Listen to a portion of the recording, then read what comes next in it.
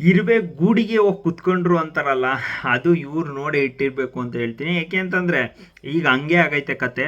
ಈಗ recent ಟೈಮ್ಸಲ್ಲಿ trend ಆಗಿರೋದಕ್ಕೂ Kantara movie ಅದ್ರ ಬಗ್ಗೆ ಇವ್ರು ಈ ಥರ ರಿಯಾಕ್ಷನ್ ಕೊಟ್ಟಿರೋದಕ್ಕೂ ಚೆನ್ನಾಗಿ ಅವಳಿ ಇಡ್ತಾ ಇರೋದಕ್ಕೂ ಕನ್ನಡದವರು ನೆಕ್ಸ್ಟ್ ಲೆವೆಲ್ಗಿದೆ ಅಂತ ಹೇಳ್ತೀನಿ. ಯಾಕೆ ಅಂತಂದರೆ ಕನ್ನಡದವ್ರಿಗೆ ಒಂಚೂರು ಸಿಕ್ಕಿದ್ರೇನೆ ಬಿಡಲ್ಲ. ಈ ರೇಂಜಿಗೆ ರಿಯಾಕ್ಟ್ ಮಾಡಿರೋದು ನೆಕ್ಸ್ಟ್ ಲೆವೆಲ್ಗೆ ತೊಗೊಂಡು ಹೋಗ್ತಾರೆ. ಸೊ ಅದು ಒಂದೇ ಒಂದು ಚಿಕ್ಕ ರಿಯಾಕ್ಷನ್ ಅಂದರೆ ಚಿಕ್ಕ ಎಕ್ಸಾಂಪಲ್ ಕೊಡೋದಾದರೆ, ನೀವು ರಣವೀರ್ ಸಿಂಗ್ ಅವರ ಇನ್ಸ್ಟಾಗ್ರಾಮ್ 100% ಎಲ್ಲರೂ ಯೂಸ್ ಮಾಡ್ತಾ ಇರ್ತೀರ. ಇನ್ಸ್ಟಾಗ್ರಾಮ್ ID ಓಪನ್ ಮಾಡಿ ಕಮೆಂಟ್ ಸೆಕ್ಷನ್ ಓಪನ್ ಮಾಡಿದ್ರೆ ರೀಸೆಂಟ್ ಅವ್ರ 15 ಪೋಸ್ಟಲ್ಲಿ ನಮ್ಮ ಎಲ್ಲ ಹೀರೋಸು ಬಂದೋಗ್ತಾರೆ, ಎಲ್ಲ ಹೀರೋಸು ಬೈದೋಗ್ತಾರೆ. ಅಂದರೆ ಗ್ಲಿಮ್ಸಲ್ಲಿ ಆ ರೇಂಜಿಗೆ ಚೆಸ್ತವ್ರೆ ಕನ್ನಡದವರು. ಸೊ ನಿಮಗೆ ಗೊತ್ತಾಗುತ್ತೆ ಅಂತ ಅಂದ್ಕೊಂಡಿದ್ದೀನಿ ಯಾವ ರೇಂಜಿಗೆ ಅವಳಿ ಇಡ್ತಾವೆ ನಮ್ಮ ಕನ್ನಡದವರು. ನೀವು ಇನ್ನೂ ಇದು ಚಿಕ್ಕ ಎಕ್ಸಾಂಪಲ್ಲು, ಇನ್ನೂ ನೆಕ್ಸ್ಟ್ ಲೆವೆಲ್ಗೆ ಹೋಗುತ್ತೆ.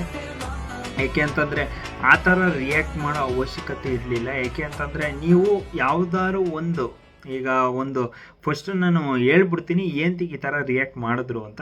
ಒಂದು ಗೋವಾದಲ್ಲಿ ಫಿಲಮ್ ಅಂದರೆ ಇಂಟರ್ನ್ಯಾಷನಲ್ ಅವಾರ್ಡ್ ಕೊಡೋಕ್ಕೆ ಅಂತ ಒಂದು ಇದು ಇಟ್ಕೊಂಡಿದ್ರು ಫಂಕ್ಷನ್ನು. ಆ ಫಂಕ್ಷನ್ನಲ್ಲಿ ರಜನಿಕಾಂತ್ ಅವರು, ಅದಾದಮೇಲೆ ರಿಷಬ್ ಶೆಟ್ಟಿ ಅವರು, ರಣವೀರ್ ಸಿಂಗ್ ಅವರು, ಇನ್ನೂ ತುಂಬ ಅಂದರೆ ತುಂಬ ಜನ ದೊಡ್ಡ ದೊಡ್ಡ ಆ್ಯಕ್ಟರ್ಸ್ ಬಂದಿದ್ದರು.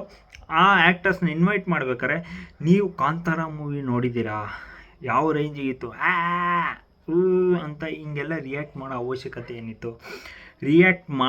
ರಿಯಾಕ್ಟ್ ಮಾಡೋಕ್ಕಿಂತ ಮುಂಚೆ ಅದು ಆರರ ಅಥವಾ ದೇವರ ಅಂತ ತಿಳ್ಕೊಂಡು ರಿಯಾಕ್ಟ್ ಮಾಡಬೇಕು ಅಂತ ಹೇಳ್ತೀನಿ. ಯಾಕೆಂತಂದರೆ ಈ ಬಾಲಿವುಡ್ ಅವರೆಲ್ಲ ಯಾವ ಥರ ಅಂದ್ಕೊಂಡವ್ರೆ ಅಂತ ಹೇಳ್ತೀನಿ ಕೇಳಿ. 100% ಇದೇ ಕ್ಲಾರಿಟಿಲಿ ಅವರು ಕಾಂತಾರ ಮೂವಿ ಒಂದು ದೇವರು ಮೈ ಮೇಲೆ ಬಂದಿರೋದು ರಿಷಬ್ ಶೆಟ್ಟಿ ಅವರಿಗೆ. ಆ ದೇವ್ರು ಬಂದಮೇಲೆ ಯಾವ ಥರ ರಿಯಾಕ್ಟ್ ಮಾಡಿದ್ರು ಅಂತ ಅನ್ನೋದು 100% ಎಲ್ರಿಗೂ ಗೊತ್ತಿರುತ್ತೆ ಮೂವಿ. ಆದರೆ ಅವ್ರು ತಿಳ್ಕೊಂಡಿರೋದು ಆರ್ ಮಾಡಿ ಮಾಡಿ ಮಾಡಿ ಮಾಡಿ ಅವರು ಅಂದರೆ ದೆವ್ವ ಬಂದ್ಬಿಟ್ಟೈತೆ, ಅದಕ್ಕೆ ಅಯ್ಯಪ್ಪ ಹಂಗೆ ಮಾಡ್ತವನೆ ಅಂತ ಅವರು ಆ ರಿಯಾಕ್ಷನಲ್ಲಿ ಕೊಟ್ಟಿರೋ ಥರ ಇದೆ ಅದು. ಸೊ ನನಗೆ ಏನು ಇವರಿಗೆ ಜನರಲ್ ನಾಲೆಜ್ ಐತೋ ಇಲ್ವೋ ನನಗಂತೂ ಕ್ಲಾರಿಟಿ ಸಿಗ್ತಾಯಿಲ್ಲ. ಯಾಕೆ ಅಂತಂದರೆ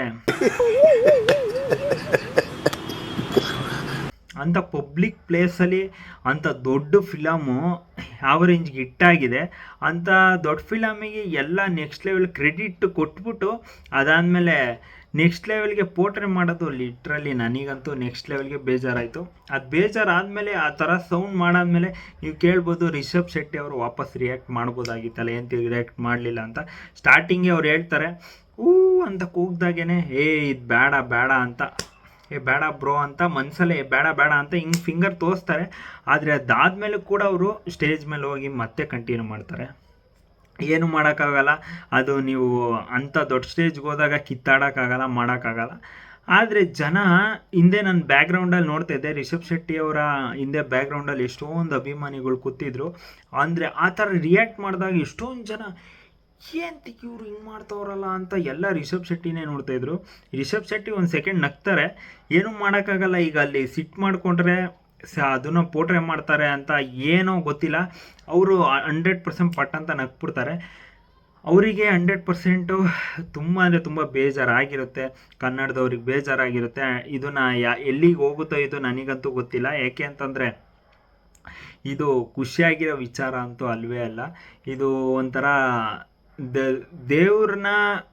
ದೇವ್ರಿಗೇ ಈಗ ದೇವ್ರು ಹಿಡ್ಕೊಂಡವರು ಅಂಥ ಒಳ್ಳೆ ಸ್ಕ್ರಿಪ್ಟ್ ಮಾಡಿ ಆ ರೇಂಜಿಗೆ ಆ್ಯಕ್ಟ್ ಮಾಡೋ ಅಂಥ ಕಷ್ಟ ಎಷ್ಟಿದೆ ಅಂತ ಅವ್ರಿಗೆ ಗೊತ್ತಿರುತ್ತೆ. 100% ಕನ್ನಡದವ್ರು ಎಲ್ರಿಗೂ ಗೊತ್ತಿರುತ್ತೆ ಯಾವ ರೇಂಜಿಗೆ ಕಷ್ಟ ಆಗಿದೆ ಕಾಂತಾರ ಮೂವಿ ಮಾಡೋಕ್ಕೆ, ಎಷ್ಟು ಜನ ಎಫರ್ಟ್ಸ್ ಇದೆ. ಅದಾದಮೇಲೆ ಆ ಥರ ದೇವ್ರನ್ನ ನೀಟಾಗಿ ಪ್ರೆಸೆಂಟ್ ಮಾಡೋಕ್ಕೆ ತುಂಬ ಅಂದರೆ ತುಂಬ ಕಷ್ಟ. ಅದು ಎಲ್ಲರ ಕೈಲೂ ಆಗೋಲ್ಲ, ತುಂಬ ಕೆಲವು ಜನಕ್ಕೆ ಮಾತ್ರ ಆಗೋದು. ಅದರಲ್ಲಿ ರಿಷಬ್ ಶೆಟ್ಟಿ ಅವರು ಅಂಥ ದೊಡ್ಡ ಟಾಸ್ಕ್ ತೊಗೊಂಡು ಮಾಡಿರೋದು ತುಂಬ ಅಂದರೆ ತುಂಬ ದೊಡ್ಡ ವಿಚಾರ. ಅದಕ್ಕೆ ಈ ರೇಂಜಿಗೆ ಹಿಟ್ಟಾಗಿರೋದು. ಅದನ್ನು ತಿಳ್ಕೊಂಡು ಖುಷಿಪಟ್ಟಿರೋ ತುಂಬ ಜನ, ತಿಳ್ಕೊಂಡಲೇ ಇರೋರು ಇದನ್ನು ಆರ್ ಅಂತಾರೆ, ಗೂಬೆಗಳ ಥರ ಓ ಅಂತ ಕೂಗ್ತಾರೆ. ಇದನ್ನ ಅವ್ರಿಗೆ ಅರ್ಥ ಆಗ್ಬೇಕು ಅದು ಏನು ಅಂತ. ನನಗಂತೂ ಲಿಟ್ರಲಿ ಅರ್ಥ ಆಗಲ್ಲ. ಏಕೆ ಅಂತಂದರೆ ಇದು ಈಗ ರೀಸೆಂಟಲ್ಲಿ ಅವ್ರದ್ದು ಮೂವಿ ಬರ್ತೈತೆ, ಆ ಮೂವಿ ಪ್ರಮೋಷನ್ಗೋಸ್ಕರ ಇವ್ರು ಟ್ರೆಂಡ್ ಆಗಬೇಕು ಅಂತ ಮಾಡಿದ್ರು ಅಥವಾ ಇಲ್ಲ ಅಂತಂದರೆ ಇವರಿಗೆ ಫಿಲಮೇ ಅರ್ಥ ಆಗಿಲ್ವೋ, ನನಗಂತೂ 100% ಕ್ಲಾರಿಟಿ ಸಿಗ್ತಾಯಿಲ್ಲ. ಯಾಕೆ ಅಂತಂದರೆ ಸುಮ್ಮನೆ 1000 crore ಆಗಲ್ಲ ಕಾಂತಾರ. ಅದಾದಮೇಲೆ ಅದು ಕಾಂತಾರ ಈಗ ರೀಸೆಂಟಾಗಿ ಏನು ನೋಡಿದ್ದೀರ ಪಾರ್ಟ್ 2, ಈಗ ರಿಲೀಸ್ ಆಗಿರೋ ಪಾರ್ಟ್ 1. ಫಸ್ಟ್ 1000 ಅದ್ರ ಹಿಂದ್ಗಡೆದು 450 crore ಸುಮ್ಮನೆ ಆಗಲ್ಲ. ಅಂದರೆ ಅರ್ಥ ಮಾಡ್ಕೊಂಡಿರೋರಿಗೆ ಅದು 100% ಗೊತ್ತಿರುತ್ತೆ ಫಿಲಮ್ ಬಗ್ಗೆ ಏನು ಅಂದರೆ ಅದು ಏನಕ್ಕೆ ಏನಪ್ಪ ವುಮೆನ್ ಅಂದರೆ ಲೇಡಿ ಬಂದಮೇಲೆ ಅವ್ರು ಯಾವ ಥರ ರಿಯಾಕ್ಟ್ ಮಾಡ್ತಾರೆ ಅಂತ ಹೇಳ್ತಾರೆ ರಣವೀರ್ ಅವರು. ಆ ವುಮೆನ್ ಅಂದರೆ ದೇವರು ಮೈ ಮೇಲೆ ಬಂದಾಗ ಯಾವ ಥರ ರಿಷಬ್ ಶೆಟ್ಟಿ ಅವ್ರು ಆ್ಯಕ್ಟ್ ಮಾಡ್ತಾರೆ ಅನ್ನೋದು ಮೇಯ್ನ್. ಅದು ಏನು ಆ ಥರ ಬರಲೇಬೇಕಲ್ಲ. ನೀವು ಇನ್ನು ಯಾವ ಥರ ಮಾಡಬೇಕು ಅಂತ ಲಿಟ್ರಲಿ ನನಗಂತೂ ಗೊತ್ತಾಗ್ತಾಯಿಲ್ಲ. ದೇವ್ರಿಗೆ ಬಂದಾಗ ಆಗಿನ ಕಾಲದಿಂದನೂ ಇದೇ ಥರನೇ ಆಗ್ತಿದೆ. ನಿಮ್ಮ ಲೆಕ್ಕಾಚಾರದಲ್ಲಿ ಹೆಂಗೆ ಇಲ್ಲಿಂದ ಜಂಪ್ ಮಾಡಬೇಕಾ ನನಗಂತೂ ಗೊತ್ತಿಲ್ಲ. ಇಲ್ಲಿಂದ ಥರ ಒಂದು ಸ್ಟೇಟಿಂದ ಸ್ಟೇಟಿಗೆ ತೋರಿಸ್ಬೇಕಾ ನನಗಂತೂ ಗೊತ್ತಾಗ್ತಾಯಿಲ್ಲ. ನೀವು RR ಜಾನರ್ ಮಾಡಿ ಇದೂ RR ಜಾನರ್ ಅಂತ ಅಂದ್ಕೊಂಡ್ಬಿಟ್ಟಿದ್ದೀರಾ. 100% ಅಲ್ಲ, ಇದು RR ಜಾನರ್ ಅಲ್ವೇ ಅಲ್ಲ. ಇದು ದೇವ್ರ ಬಗ್ಗೆ ಮಾಡಿರೋವಂಥ ಪ್ಯೂರು ದೇವ್ರ ಬಗ್ಗೆ ಇರೋವಂಥ ಮೂವಿ. ಏಕೆ ಅಂತಂದರೆ ನೀವು ರಿಷಬ್ ಶೆಟ್ಟಿ ಅವರು ಏನಾದ್ರು ಕ್ಯಾಸ್ಟಿಂಗ್ ವಿಚಾರದಲ್ಲಿ ಪ್ಯಾನ್ ಇಂಡಿಯಾ ಮಾಡ್ತಾಯಿದ್ದೀನಿ ಮೂವಿ ಅಂತ ತಮಿಳಿಂದ ಒಬ್ಬರು, ತೆಲುಗುಯಿಂದ ಒಬ್ಬರು, ಹಿಂದಿಯಿಂದ ಒಬ್ಬರು ಹಾಕ್ಕೊಂಡಿದ್ದಿದ್ರೆ ಇದು 100% 1500 ಅಲ್ಲ 2000 ಕೋಟಿ ಆರಾಮಾಗಿ ಪೀಸಾಗಿ ಕೊಡೋದು. ಒಂದು ಚಿಕ್ಕ ಎಕ್ಸಾಂಪಲ್ ಕೊಡ್ತೀನಿ. ಹೆಂಗೆ ಅಂತಂದರೆ ಈಗ ತಮಿಳಿಂದ ಒಬ್ಬರು ಬಿಗ್ ಸ್ಟಾರ್ ಎತ್ಕೊಳ್ಳಿ.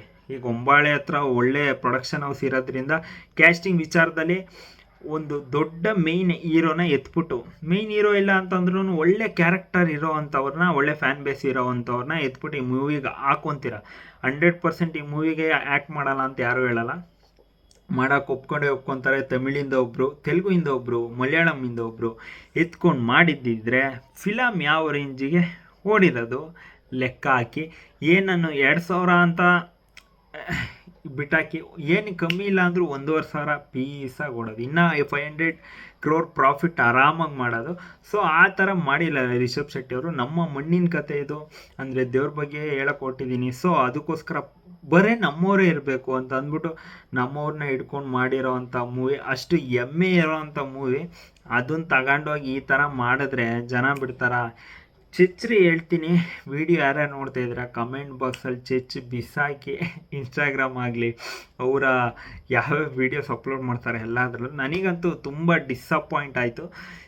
ರಣವೀರ್ ಅವರ ಈ ಕ್ಯಾರೆಕ್ಟರ್ 100% ನನಗಂತೂ ಇಷ್ಟ ಆಗಲಿಲ್ಲ. ನಿಮಗೇನು ಅನ್ನಿಸ್ತು ಅನ್ನೋದನ್ನ ಕಮೆಂಟ್ ಬಾಕ್ಸಲ್ಲಿ ತಿಳಿಸಿ.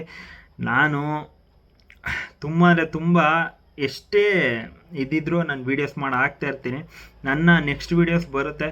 ನಾನು ಯೂಟ್ಯೂಬ್ದು ಕಂಟಿನ್ಯೂಷನ್ ಮಾಡಬೇಕೋ ಇಲ್ವೋ ಅಂತ. ಯಾಕೆ ಅಂತಂದರೆ ನಂದು 2 ವರ್ಷ ಆಯಿತು ಗುರು ಕಂಟಿನ್ಯೂಸ್ ಆಗಿ ಎಲ್ಲ ಥರ ವೀಡಿಯೋಸು ಮಾಡ್ತಾನೇ ಇದ್ದೀನಿ. ಆದರೆ ನನಗೆ ಅಷ್ಟು ಆ ರೇಂಜಿಗೆ ಸಪೋರ್ಟ್ ಸಿಗ್ತಾಯಿಲ್ಲ. ಎಲ್ಲ ಥರ ನೀವು ಥಂಬ್ನೇಲ್ಸಿಂದ ಹಿಡಿದು ಪ್ರತಿಯೊಂದು ಕೂಡ ನೀವು ನೋಡಿದ್ರೆ ನನ್ನ ಕೈಲಿ ಎಷ್ಟಾಗುತ್ತೋ ಅಷ್ಟು ಎಫರ್ಟ್ಸ್ ಹಾಕ್ತಾನೇ ಇದ್ದೀನಿ. ಆದರೆ ವೀಡಿಯೋಸ್ ರೀಚ್ ಆಗ್ತಿದೆ, ವ್ಯೂಸ್ ಹೋಗ್ತಿದೆ, ಆದರೆ ಸಬ್ಸ್ಕ್ರೈಬರ್ಸ್ ಬರ್ತಾಯಿಲ್ಲ. ಅದೇಂತಿಗೆ ಅಂತ ಗೊತ್ತಿಲ್ಲ. ನೋಡೋಣ ಈ ವಿಡಿಯೋದಲ್ಲಿ ನಿಮ್ಮ ಅನಿಸಿಕೆ ಏನು ಅನಿಸುತ್ತೆ ಅದನ್ನ ಕಮೆಂಟ್ ಬಾಕ್ಸಲ್ಲಿ ತಿಳಿಸಿ. ನಾನು ಕಂಟಿನ್ಯೂ ಮಾಡಬೇಕಾ ಬೇಡವೋ ಅನ್ನೋದನ್ನ ತಿಳಿಸೋದನ್ನ ಮಾತ್ರ ಮರಿಬೇಡ್ರಿ ಅಂತ ಹೇಳ್ತಾ ಮತ್ತೆ ನಾನು ನಿಮಗೆ ನೆಕ್ಸ್ಟ್ ಸಿಗೋಣ. ಬಾಯ್.